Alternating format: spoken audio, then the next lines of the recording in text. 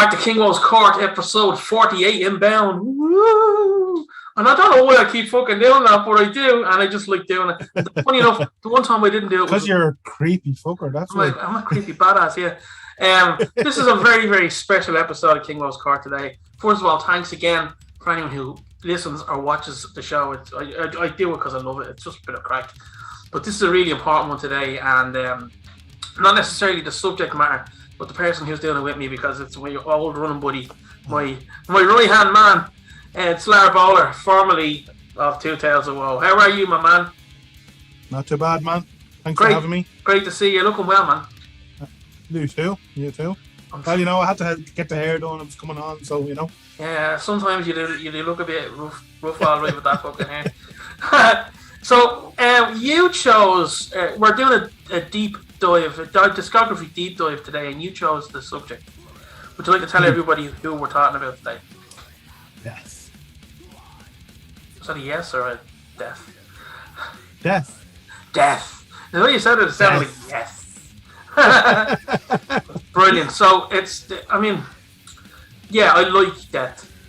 I mean, put it this way, Lar, if I can do a fucking deep dive, deep discography dive on Bleeding Megadeth, I can do it on anybody. You know? Absolutely. So, you know, tell me. I was actually surprised with that one. I know, and I actually, you know what, it was a slog going through some of those albums, but some of them are great. Don't get me wrong. Some of them are great. Can't go wrong with Megadeth, in fairness. Now, yeah, they have a couple of dopey ones there. Who doesn't? Who doesn't? Exactly. You know, I mean, let's be honest now. If I thought every single Slayer's album was amazing, there'd be something fucking wrong there, you know. But yeah, I'm not gonna say that officially, though. You know. Well, you can't decide down. In fairness. No. So we're talking about death, and it's gonna be fun actually, because a lot of Irish metalheads would be huge into death, and yeah, and a lot of the guys who play and girls who play music Chuck would have been a big influence to them. I think you'd agree on that, wouldn't you? Well, definitely when you even listen to, as you said, guys and girls, when you listen to a lot of the modern metal bands with female vocalists, like the likes of Arch Enemy and even what's that band from Ukraine? Ginger, is it? Ginger. You know, there's also, I know she's a bit heavier than you want Alyssa. Is it Alyssa from Arch Enemy? Yeah, I think that's her name. Yeah, I wouldn't be a huge fan of them. Like I know, but just talking style-wise, you can hear that there's a mixture of the early Chuck and late Chuck in there. Yeah. And, you know, you could, you know, swing the rope and say a little bit of Possessed in there as well, you know? Yeah, very true. But, I do notice a lot of Irish metal musicians really hold himself up really high regard, like. You know, I mean, even in their early days with Chosen, man, like, it was absolutely very that was one of the fueling factors for the music of Chosen. I think more so before you joined the band, we were really pointing towards that. We were striving to get that kind of a sound. Yeah, we didn't know what sort of vocals we were going to get at the time. Obviously, then there was the Nevermore influence. I know you're not the biggest fan of Warren Dane. I've come to appreciate him over the years. Yeah, you know? Like he's more or less a duplicate of Jeff Tate in a way, you know. Yes. But there was just a huge influence of Death, and I suppose one of the memories that sticks in the forefront of my mind was when Chuck died in 2001. Because I suppose I was only after starting. Well, Dave and Paul had obviously their little band going for a while, and then I joined September 2001, October, something like that. So it was only a couple of months we had building our relationship, and you know, talking about, you know, our influence. And then all of a sudden, one of our biggest influence was gone. Yeah. You know, obviously, the music's still there, you know, but yeah, it was one of the first kind of death of a musician that really hit me hard. Yeah. obviously then there was a couple more that really hit me, like Sean Lane, as you know, and then Dimebag. Like within those couple of years, those three people, three of my main influences as a guitarist. And they're almost like family, aren't they? When like you will to an extent where you know what they're like musically, and like they're getting you through so much stuff over the years, and it's like for me with Jeff Hammond, you know what I mean? When Jeff Hammond, like, you remember, I was in hospital. I was following me always there, and you rang me. Fair folks, you rang me, and I just stayed up all night listening to Slayer, like. But it was, like it's like you know these people all your life, or, you know, as long as you can remember, and then they're gone. And it's amazing the connection that you feel with these musicians, especially. I suppose more so for yourself lyrically, you're as being a lyricist. Yeah. You relate to certain singers and certain musicians. I do as well, to a point. Some bands obviously are more riff based for me, being guitarist, and obviously it's the riff that catches me first. But there's just singers out there like Chuck, Warrell Dane, a couple of others that really hit the nerve when it comes to vocals and their talking point, should I say. You know, they really hit home. I mean, and obviously Kirk from Crowbar as well, like that. Yeah, I don't think it's necessarily all day on that. I don't think it's necessarily his style, but his approach and his delivery and his emotion. Yeah. Isn't it? Well, I know that's a style, but you know what I'm saying. It's not like his ability. It's so fucking drenched in emotion at the times. You know? Absolutely. By the way, big up to Kirk and the boys with the new album, Fair Play. Yeah, absolutely. I'm loving it. I think it's great. It's, you know, it is what it is. It's 0 and below. It's fantastic. Yeah. Anyway, heavy and slow, although it's not as heavy and slow as older albums. No, but still good though. It's still enjoyable. So, we'll start then with the discography deep dive of Death. Now, as I said, we were meant to do this a few months ago, I think, wasn't it? And I had all my notes made up, and I thought I had put them somewhere. So I was scrabbling today. So you're gonna have to help me with this. I do know what songs and stuff I do like off each album, but we just talk about them and that kind of stuff. So the first album they came out with was Scream Bloody Gore. By the way, before we go on, we're only doing studio albums. It's not live albums or collaborations or anything. Yeah, that's kind of what I expected. I mean, perfect. So Scream Bloody Gore, which that kind of. Do you think that started off the death metal genre, or did it just move it on a bit more? Or? There's arguments out there, a lot of people say that Possessed Seven Churches was the first death metal album, and that came out in '85, 3 years before. Or 2 years before Scream Bloody Gore. And I suppose vocal-wise, there was a lot of similarities there too. Yes, very true.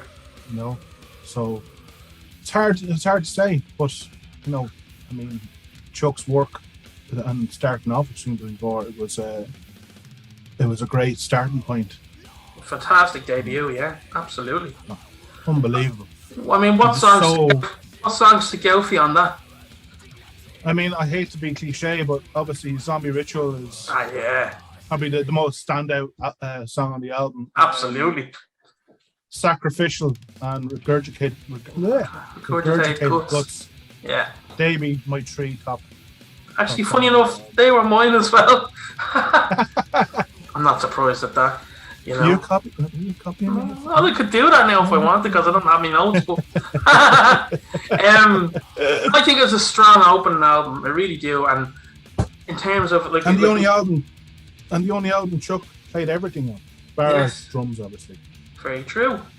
But that goes to show the measure of the man, how fucking good he was as a musician, doesn't it? And the gas thing is, it's been well known in our circles that I'm not a huge fan of his later vocals, like the way it went, the way it totally changed, I feel. But the man got so much better as a musician as he got older. Absolutely, and more accomplished. You can see where his influence, or his music, has influenced so many bands Yeah. in the 2000s and onwards, you know. Like, he wrote the template for technical death metal, really. Yeah. You know, from Human onwards, it just got better and better and better, technically wise. And I think everyone would agree with you on that, Lar. I don't think anyone would disagree with you. Absolutely. But it wouldn't have been possible if he didn't have the musicians that he had with him also. Yeah. Like was Hoagland there at that early, was he? No, not from Scream to the Gore. He came in for Human, or for Individual Thought Patterns and Symbolic. Right, fair enough. It was Sean Reinert was on Human. Oh, nice. I mean, come on. The cynic background there, so you know, yeah, absolutely. We all know how technical they are. Too technical for me. No. So give me a rating now, a 10 for this album for you. I would have to say 6 out of 10. Okay. 6 out of 10. Okay, and I have a feeling that I know the way these ratings are going to go. Yeah, pretty much. So I'd give it an 8 out of 10. It's a solid opener. Hey. Nothing to really dislike about it, but it's like, yeah, okay, it probably would have been great, game changing in its time, but it's not like if it's on, I'll listen to it, but it's not. There's two albums in this discography that I will always go back to, and we're coming up to them. But for me, a solid 8 out of 10. I think that's fair, you know. Yeah. Right. So we what? No. I thought you were going to say something. So we go into 1988 there, where they bring this album out, the second album. Of course, the year without the heaven, which is a further podcast down the line. Slayer. Yeah, the year of many amazing albums. Oh, and Justice for All wasn't Justice for All then? That's right, yeah. Yeah, Jesus.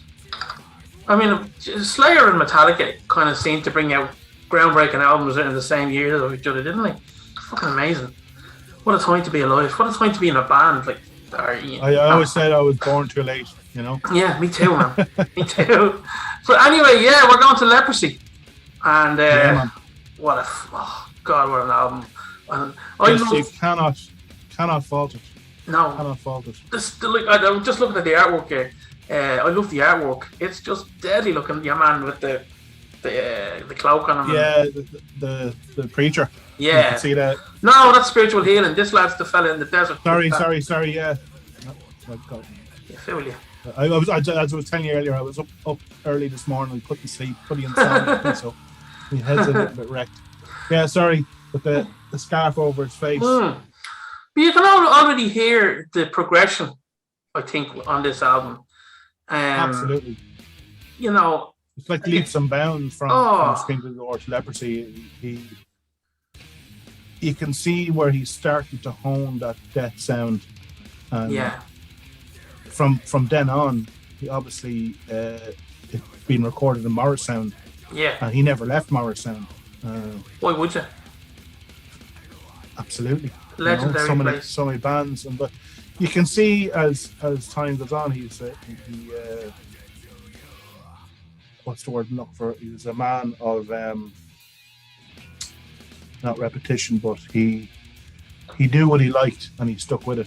You know? Yeah, he was right to though. You know, look what he did. He knew what he could get from Morrisound and the engineers in there, and he still was able to evolve to what he wanted to be.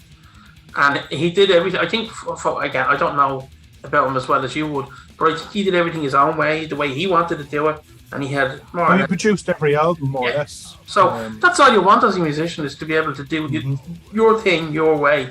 I think that's fucking great for him, you know. And what I loved about it as well, I suppose in the later albums, when he took musicians in, he gave them free reign. Obviously, they were the template, you know, but he gave them the free reign to, you know, a few brush strokes here, a few brush strokes there, to, you know, paint a picture. Yeah. And, you know, with Leprosy, it was the start of it. You know, Scream of the Door is great, but Leprosy was the start of the signature death sound, if you ask me.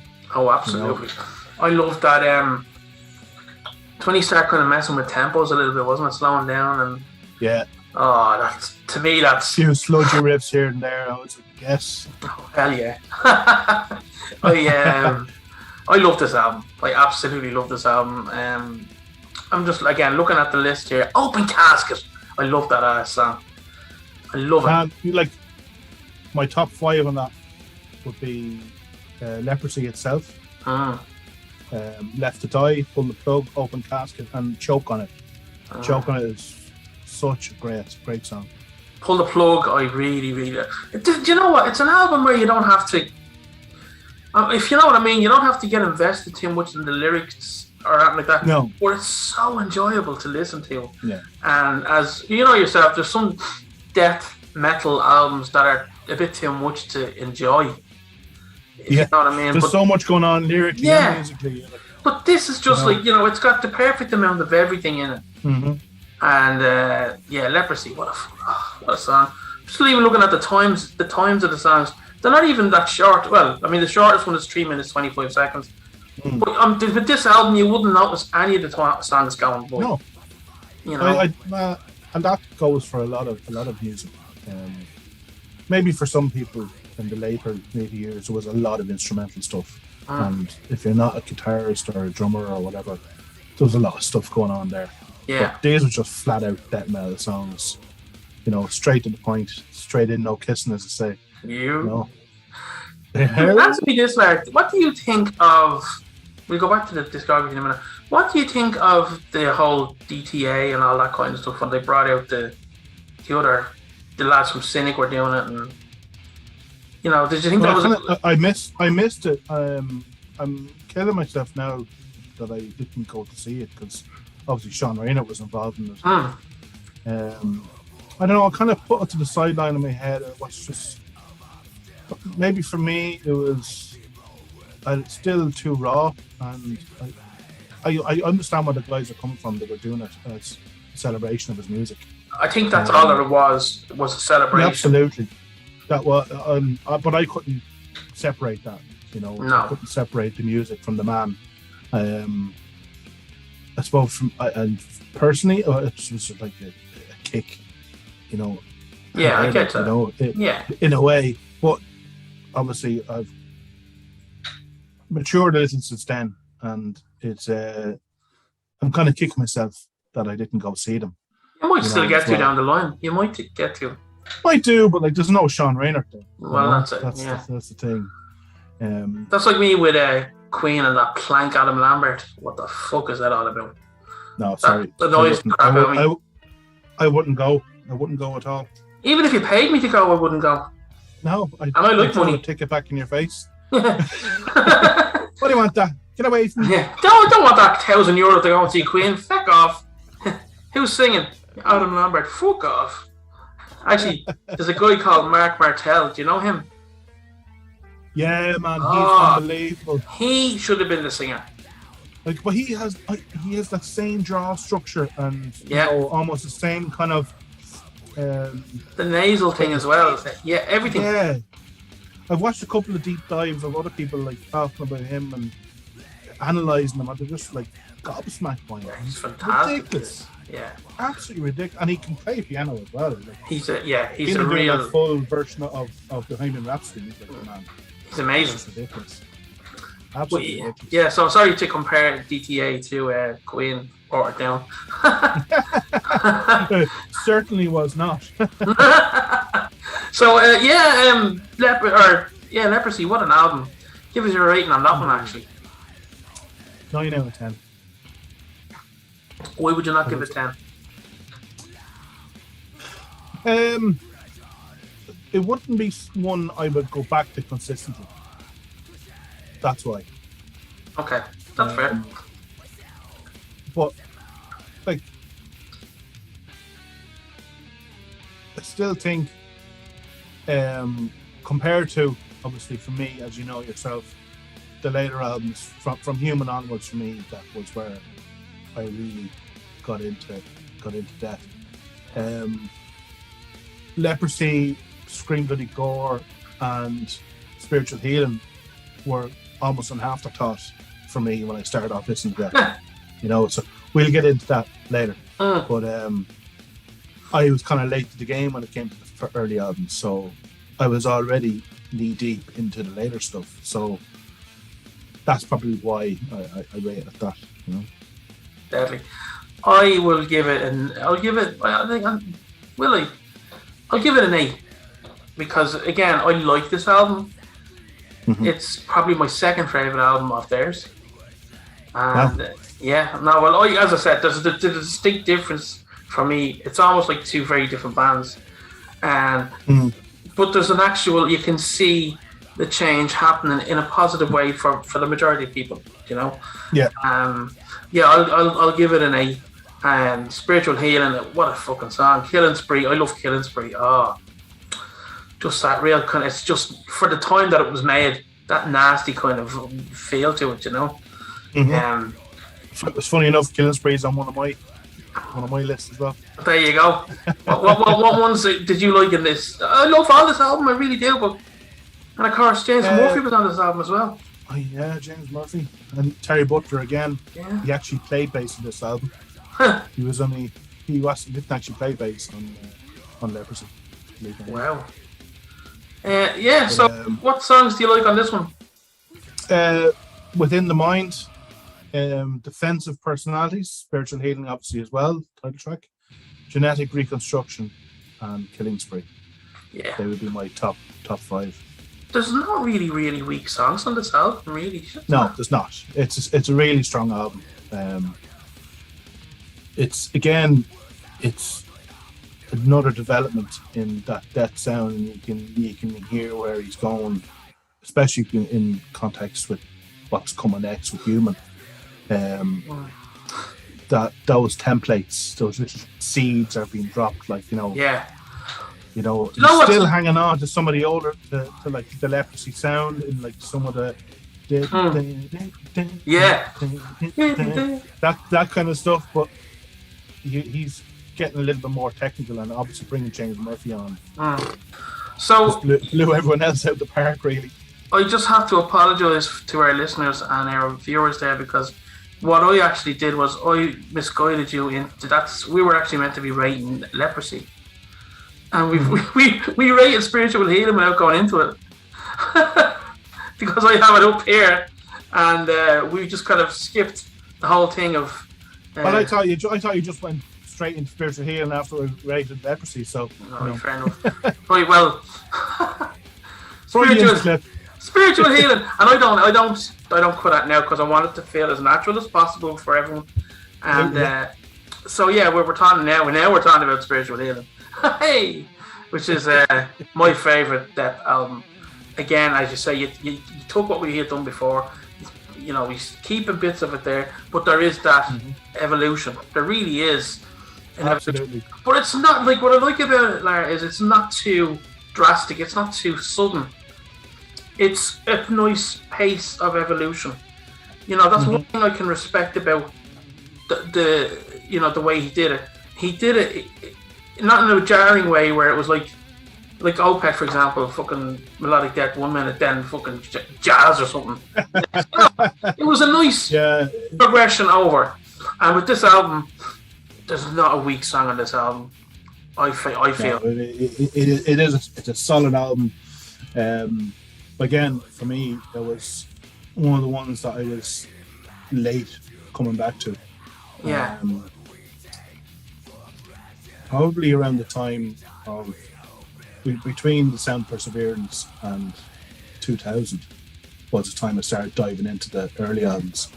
Because I got into Death around 95, 96. So it's still very young, like I was 13, 14. So around those years, and Symbolic was the breakthrough album for me. So when I started going back to the album, it took me a while to get used to the albums and get used to that early sound. Well, compared to what you were used to, yeah. Yeah, because I was so used to that polished, really clear clarity. And when I went back to them, I was like, it's like night and day. Chalk and cheese, big time. It doesn't take long to grow on you, you know. It doesn't take long to grow on you. And Spiritual Healing was probably the last album I got into. Funny enough. Would you believe I had this and Leprosy on a tape, a cassette. No way. Each album on each side. Yeah. Deadly. I'll tell you the story about that later. Yeah, it's good. But yeah, well, I was so happy I had that. I just listened to it non-stop, you know. But yeah, as I said, this for me is my favourite Death album. There's nothing that I don't like on this album, and it's the one I do listen to a lot at the time out of all of their albums, you know. Let's see, All from the Future, yeah, Spiritual Healing, Low Life, Killing Spree. Killing Spree, or Spiritual Healing is actually probably my favourite Death song. Really? Yeah, but as I said, I don't care so much for the but being your favourite album, yeah, know, so you would have to have your favourite song on it. Yeah, so yeah, I like it as you know, this album really got me more into death metal than I was before. Really? Yeah, and Deicide was my Deicide and Cannibal Corpse were my first introduction to death metal. Not a bad introduction, fairness. No, these and Morbid Angel for me, and like I've still a huge Morbid Angel fan, as you know, and fucking great. But I have a funny Morbid Angel story. I'll tell you. Well, it's funny to me, but yeah. Yeah, do are you gonna tell us on this, or are you gonna? I'll tell you after if you want. I can tell you on this if you want. No, whatever you want. Well, tell me later. You know, if we'll record it for a Patreon if we ever do a Patreon, okay?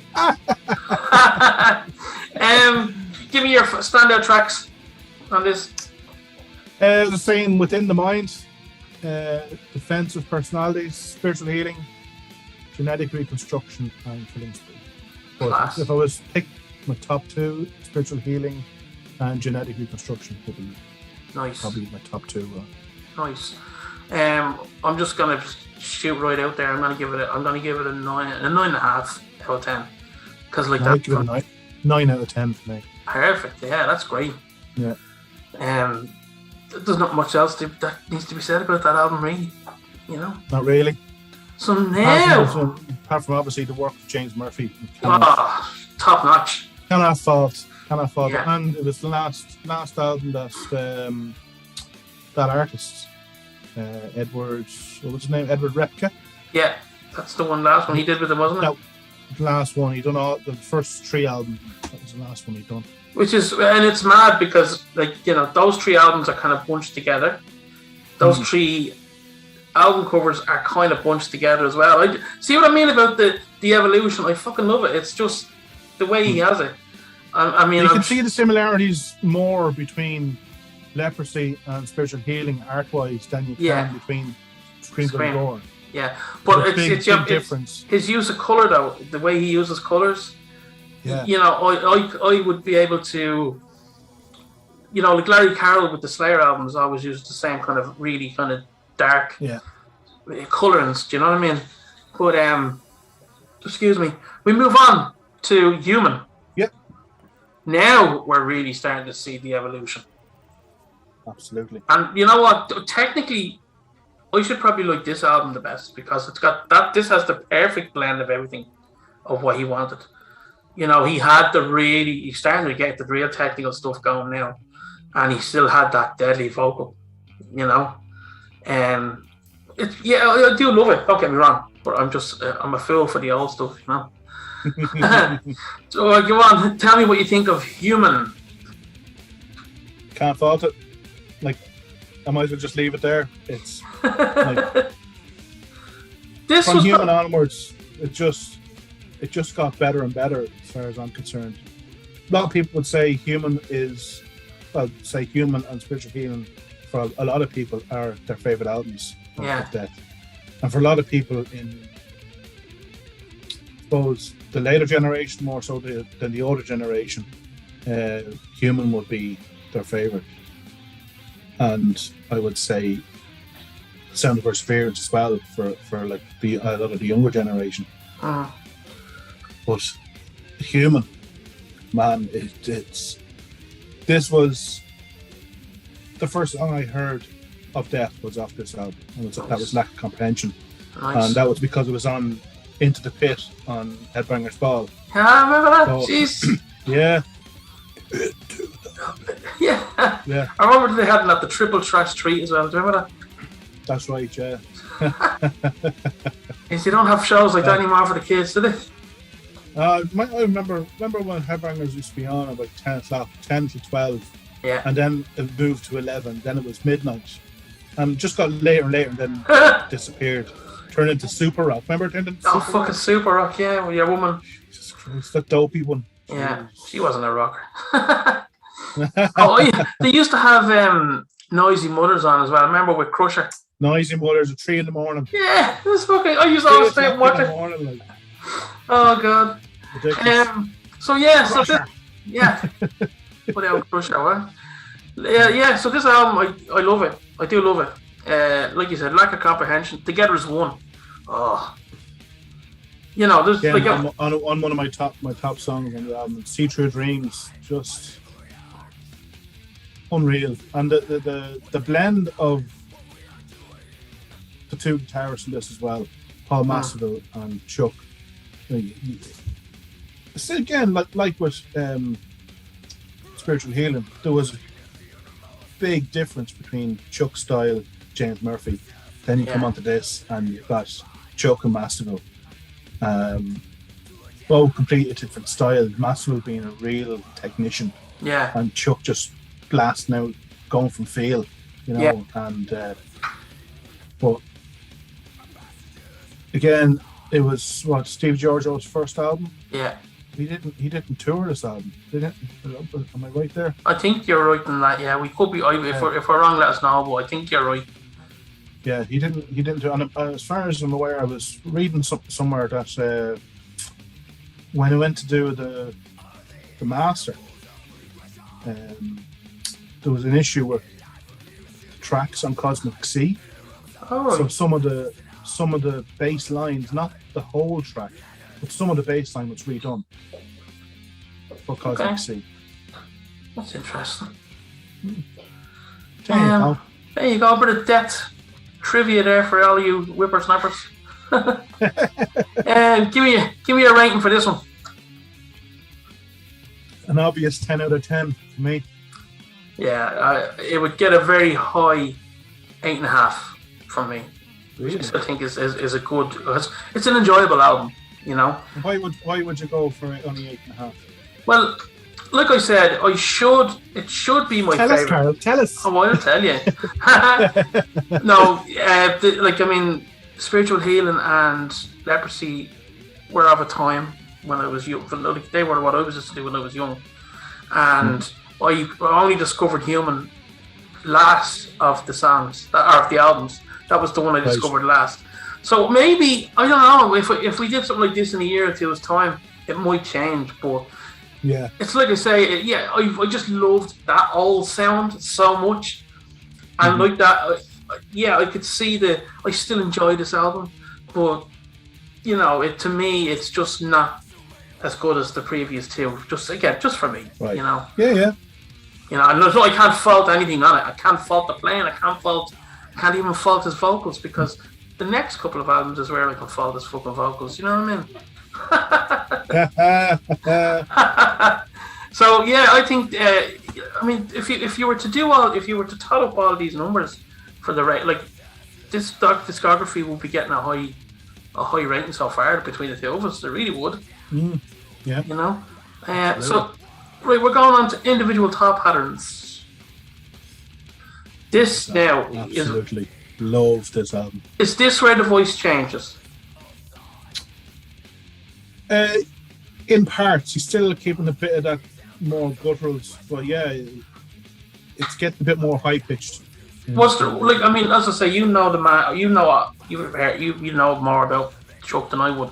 Was it a conscious decision to change the vocal style, or what was? I've never figured out why or heard why.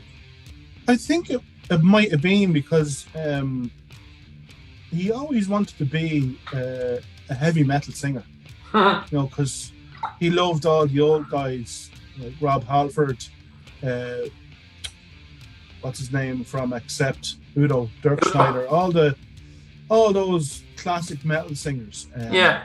And that's why they put that cover of Painkiller on Sound of Perseverance, because he really He nailed that, didn't he? Jesus. Yeah, I mean, like, obviously it was tune a half step, or a full step down to D instead of it being in D standard. Still hard to hit those notes. Absolutely. You know? Yeah. So again, I'm gonna be kind of trailing off here with these two albums, but throw me a little story about this album. Tell me what you think of it. And regarding this album, I was a King Diamond fan before I came across this album. So I was real big into King Diamond in the 90s. Very, very young as well. A lot of bands I got into between 10 and 13. They were obviously between, say, 6 and 10. It was the stalwarts, Guns N' Roses, Metallica, starting into a little bit of Megadeth. But between 10, 13, 14, there was so many bands which came into my life. That being one of them, and King Diamond. And I was fascinated by Andy LaRocque's, or LaRocque, whatever I don't know what way you pronounce his name. Whatever way you want to pronounce it. Yeah, that's fine, yeah. But when I remember getting the album and looking at the sleeve of the CD and seeing that Andy was on it, I was like, no way, I can't actually wait to listen to this. Yeah. So I stuck it on and listened to the solos, and he brought again another element of melody to what could have been just flat out death metal album, like what James brought to Spiritual Healing. Yeah. Not saying that Masterville on Human wasn't melodic, he was, but he was more out there, more that outside sound, Alan Holdsworth kind of buzz, really going for that crazy kind of stuff. Yeah. But Andy brought such a level of melodicness to this album, like Trapped in the Corner. That solo when it comes in, just amazing, absolutely amazing. Yeah. It's not a bad album to me. Like they don't have any bad albums, as far as I'm concerned. And I think the only one I'd remember really would be The Philosopher. It's such a good song as well. Yeah. Such a good song. Yeah. But that was the like, again. I hate to say it. No, we all knock MTV, but for a lot of us, like that generation, MTV was good at one point. Yeah, when we were younger, it was good. Yeah. Yeah. That's where a lot of us got our music from, be that or fucking John Kenny. Yeah, but here the clue is in the name, music television. That's what I don't understand. Let's not go into a rant about MTV though, but there's no music on it anymore, essentially. No. It's ridiculous.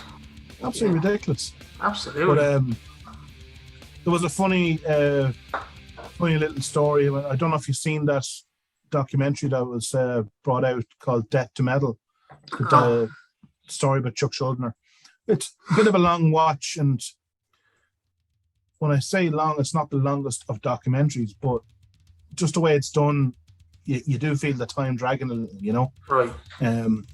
But apparently, like Chuck being a huge fan of King Diamond, and when they got Andy to come in, he hadn't played with them, rehearsed them or nothing. And he flew in from Denmark to lay his tracks down, and literally just one take, bam, bam, bam, and turned around and says, "Well, can you put that back? I want to put harmony over this." Putting harmonies over, nice, just willy nilly over his solo. Losing their shit, I'll just give you a kind of a generic score for this. If I'll give it a 7 out of 10 from what I remember of it. It's good. It's like I say, there's no weak albums on this list, but as I said, I'm kind of trailing off interest-wise. Although one of my favorite songs is on the next album, which is I'm very surprised at because of the vocals. You know. Yeah, so am I. Right, give me a rating over there, Carl. Oh no, I'll get there eventually. Give me your rating on this album, Lar.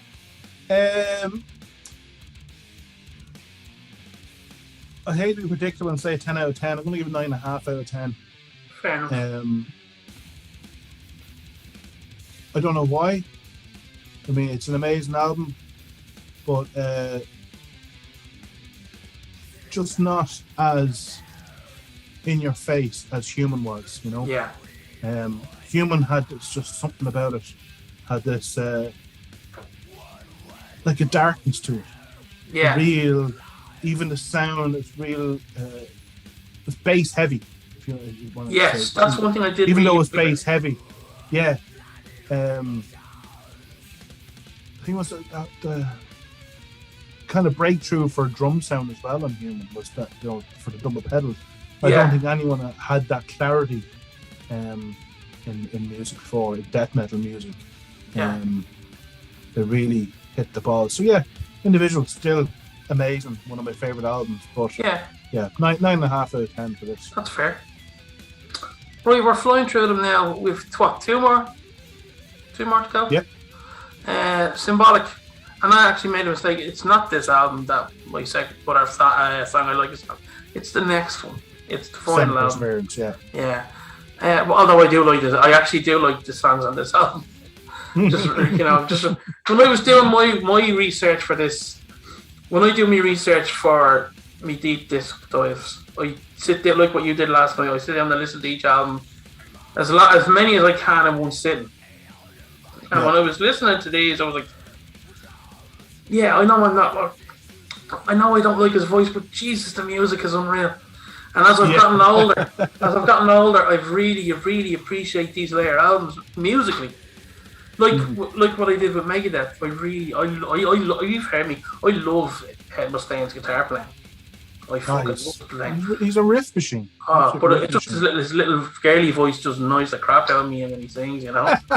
I think a lot of people though say the same with Megadeth. Like I just can't get past the vocals. Yeah, but sure, it is what it is, and that's what makes what he is, isn't it? Absolutely. So Symbolic. Give me your first album I got ever bought of Death, and it was probably around this time, 95, 96. It wasn't that long out. I actually remember going through Metal Hammer and reading the review of it and going, right, add that to my list of albums to get, because I'd already heard, I said Lack of Comprehension. I hadn't heard Human. So this is the first Dead album that I picked up. Fresh off the press. I was just like, right, I'll start with something. You know, this is it. So, remember going into Sound Cellar, picking up, talking to Collie for a while, and then back home. Didn't leave my CD player for about 3 hours. Just kept on listening to it over and over. And I remember just lying in my bed with my eyes closed, just being transported to a different place, you know. And I do miss those days of, you know, still find bands that, you know, do that for me. You know, been finding more in the past 5-6 years than any time in the past 20 years, say. Yeah. But I do miss those days of buying an album, coming home, sticking it on, and then just getting lost in it. You know. Are you talking about? We've too much stuff to get distracted by now. You know. Well, that's it. Yeah. Well, if you let it distract you. Yeah. Would you? Are you saying now you miss those days of, like, let's say, Megadeth bring a new album out, and you miss like discovering a new album of theirs been brought up? Are you saying a lot of newer stuff is disappointing, or? No, not at all. I missed the experience, is what I'm saying. Right. The experience of just getting an album you've never heard before, you know, going and buying it, sticking it on, and then being absolutely blown away by it. Right, okay. Everyone has an album from, say, every band that they listen to nearly that's done that for them. Yeah, you know? Absolutely. Even when it comes to more of the modern bands, like off the top of my head, Killswitch Engage, not a big fan of their stuff after the end of Heartache. But that second album, the one that broke through for them, that Alive or Just Breathing, can't fault it. Yeah. And again, that was another one of those albums where was on repeat in my Discman, everywhere I went for about 2 weeks, couldn't get over. But anyway, back to Death. Back to Death. Yeah, Symbolic, man. Just blew my mind. And Crystal Mountain's a great song. Crystal Mountain's amazing. Again, Empty Words. That's one of my top songs. Empty Words, Without Judgment, Crystal Mountain. Were you with Chosen when we were trying to cover Empty Words? Yeah. We tried. When I was in the band, I had left. I think I had left. I had said to them, right? I had said to them because they were hell bent on covering the fucking Death song, right? And I said, lads, please, even though I have got a good vocal range, it wasn't as good then as it is now, we'd say. But I was like, lads, please, can we do something off the first 3 albums? Because I'm not going to be able to do what he does, And so when we used to rehearse it, I'd just be sitting there. I know my limits, you know that, and I'm just like, I could. So we never got that. When I don't know. I thought I like that so much. I don't remember if you were in that band for that time or whatever. Empty Words, yeah, it's a great track though. Great track to listen to. We used to jam a lot of that stuff. Yeah. Then, Oh yeah, just even when we were just a 4-piece, even a 3-piece at the time, we'd be jamming out that songs just for something to play. I think hoping for an ounce of inspiration. And yeah, I'm sure you got it. Yeah, I think these final 2 albums are more musicians' albums than straight up fan albums. That's the way I would view them. Anytime I hear people talking about the final album, I'm just like, this the technical this, technical that, whatever. I know where you're coming from, but I think more so with The Sound of Perseverance, the last album, other than this. This one is probably the last kind of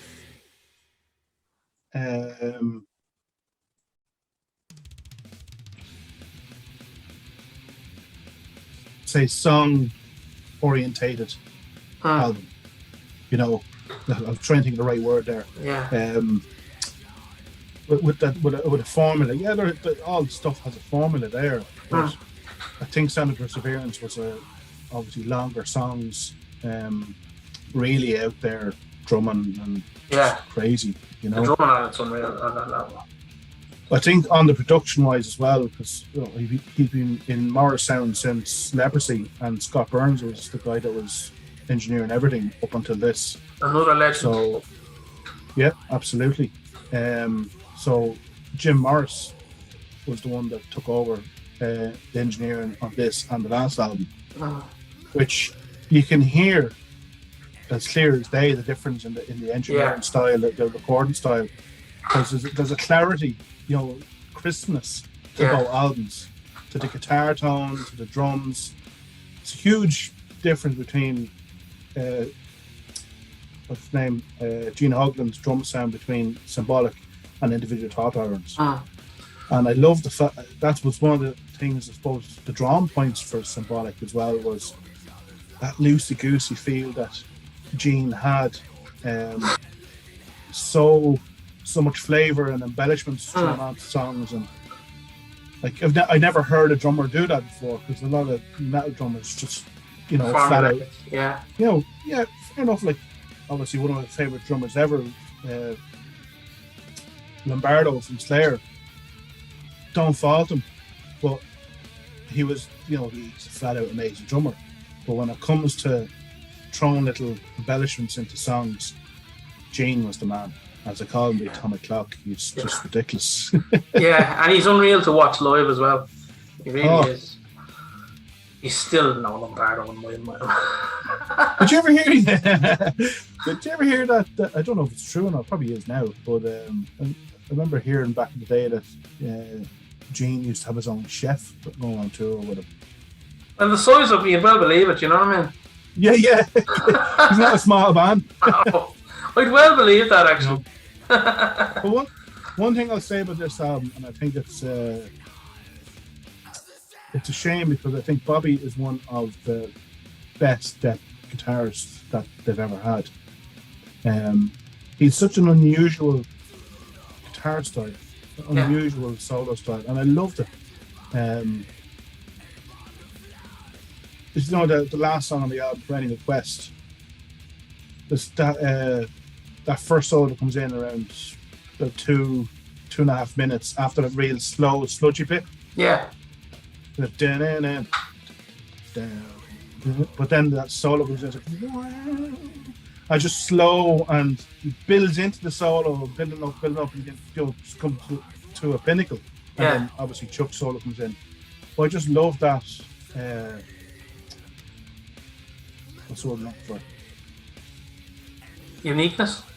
Yes, that's the word. That uniqueness of building up a solo and going for the feeling of the song instead of just writing something to fit over it, you know? Yeah. Really deep diving into the song and just going for the emotion. And that's why I think he's one of the most underrated guitarists, because obviously Andy LaRocque and Baskerville and James Murphy get so much praise with Bobby. He's the unsung hero. It blows my mind. Well, you love him, and that's all that matters, you know? Give me your rating, because I want to move on here. Give me a rating for this album. 10 out of 10 for me. Easy. Wow, okay.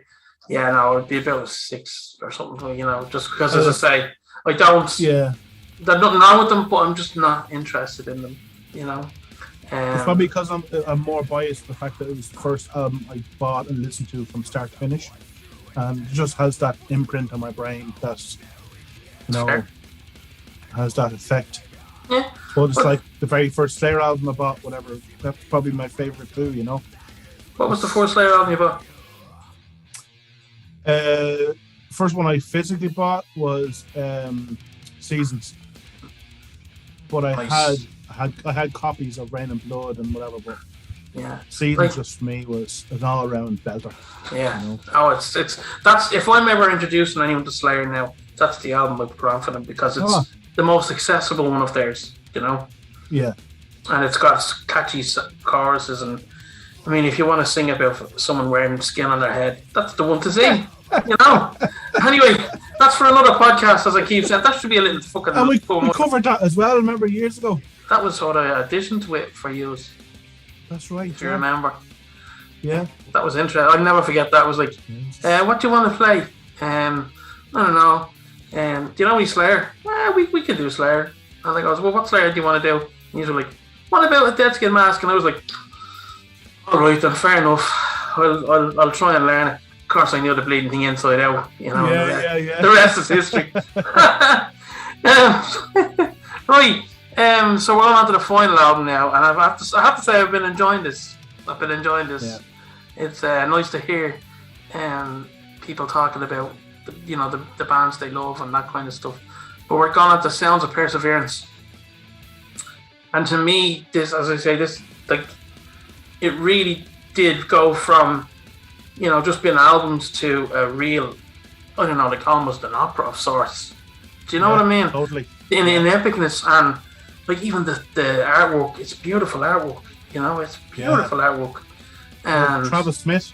Yeah. It was Travis Smith. Yeah, beautiful. But like the whole package, like as I say, you can, even though I'm not a huge fan of the thing, I can appreciate the whole experience. I'm just gonna quickly, the song that I do love on this album is "Flesh and the Power of Holes." Oh my Jesus, the music on that song. It's ridiculous. Oh, Jesus Christ, I love it. And I like Bite the Pain and Scavenger of Human Sorrow. I'm just looking at some of them. On my list as well. Spirit Crusher, Story to Tell. But, I mean, did you ever wonder, I know this was Chuck's final album, unfortunately. I wonder what he would have came out with after this. Do you think he would have written with the times? I'm not saying he would have hopped onto new metal, but you know what I mean? Would he have? Well, he had that other album, the other band, Control the Night. Oh yeah. That came out maybe soon after this. And I know that they had another album that they were going to do as well. It was called Hip Hop Don't Stop. That's what it called. Yeah, the hippity hop. I jest. Right, well, I'm going to let you talk about this album because I know you love this album. I'm going to just give you my stuff now on it. It's a great album. It's got the cover of Painkiller on it, and I'll give it a 7.5 purely because of Flesh and the Power Holes. Go for it. I'd probably give it a 9.5, bordering on 10 to be honest. Yeah. For me, it's an amazing good album. Richard Christie, that opening drum fill on the album, just like holy shit. Yeah. It really just flattens you to the floor. And I think Absolutely. the only other album that had any sort of a drum intro was Human. Yeah. You know, it was flattening of emotion. But yeah, this just took it to another level. And I think it was his drumming debut as well. Wow. I don't know if you ever heard his other band with Ripper Owens, Charred Walls of the Damned. You ever listen to that? I've heard of them, but I haven't actually listened to them. I'll check them out. Amazing stuff as well, musician-wise. But so yeah, let's give it a 10. Give it a 10, Lar. Yeah, okay, we'll give it a 10. So yeah, it's your list, right? It's again, you always seem to pick the right guys for the job for every album, and I know Steve Giorgio was supposed to play on this. I know he played on some of the demos, but I don't know what happened. I don't know what happened. And I don't know the full story, but Scott Clendenin, he's done a great job. I know he's more of a pick guy. Yeah, but still did a great job. Great, amazing stuff. I mean, when you think about it, what a legacy to leave behind. You know. I mean, you can't imagine just turning around to someone. Oh yeah, there's 7 amazing albums. Yeah, see you later. Yeah, just go off. Just drop them on the lap and go. Yeah, there you go. Bye. See you next Tuesday. See you next Tuesday, right? Yeah. I think pretty much we've covered. Well, give me your favorite songs on this album before we wrap up. Bite the Pain, as you mentioned. Spear Crusher, Story to Tell. More so again because of Shannon's solo on this. Similar kind of vibe to what I was saying to you about Bobby's solo in Perennial Quest. Yeah, just a great builder. Flesh and the Power Holes and Scavenger of Human Sorrow. Nice. Unbelievable songs. What I've started doing is getting my guests to make a little Spotify playlist of the artists. Right. So if you'll do that for me, and we'll have it up on the links. It'll be like that can be your recommendations for people listening. Getting into death or So you throw together a list, and we'll put it up and see what people think of it. Yeah, I'll do that for you tonight. Excellent. And before we go, first of all, this has been great. It's great seeing you again, obviously. Thanks for having me, man. And this has been a long time coming. Yeah, we'll definitely do it again. But one thing I do want to touch on before we go is I know you're back playing music, which to me is a fucking amazing thing to hear. I hate hearing when people aren't playing music whose life is music, whose life's blood is music. So I'm excited to hear. I've heard one or two little things, and I appreciate that very much. But can you give me, if anyone who knows you, they know you haven't been around for a while, tell them what you're doing, what you're working on.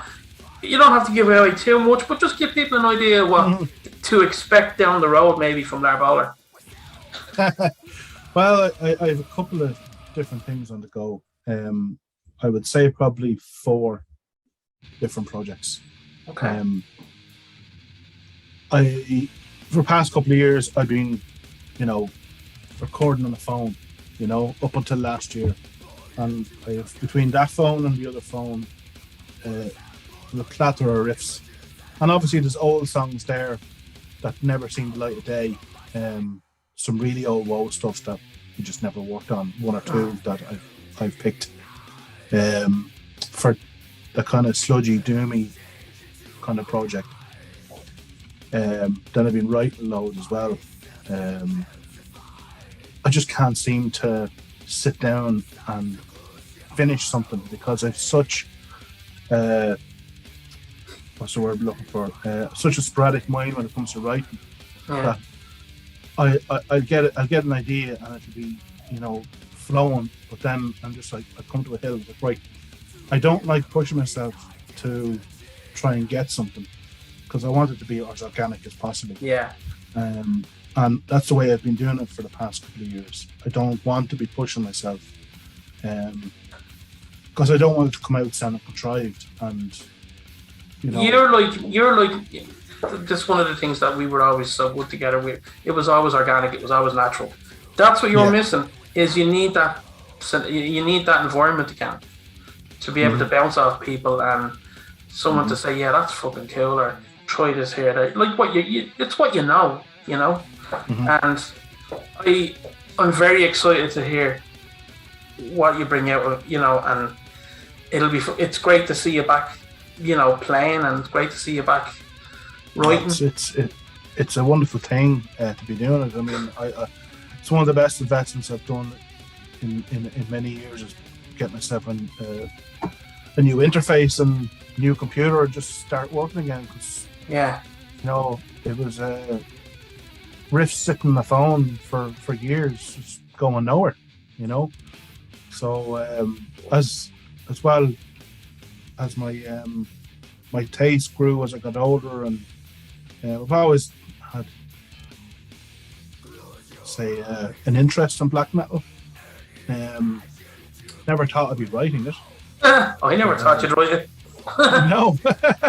But yeah, it just started coming out of me some days. Like, the odd riff would come out, like, Jesus Christ. You've just got to let it flow, don't you? You just have to let it flow, and so yeah, I've got that, and then there's a death metal project, but I think I might combine those into more kind of like a black and death kind of thing.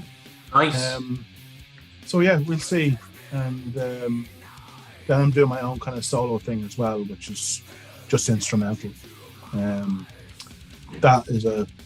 That's going to be a long burner because I want it to be right. I want it to be perfect, So I've been getting extra lessons from a guy in Glasgow, a guy called Roy Marchbank.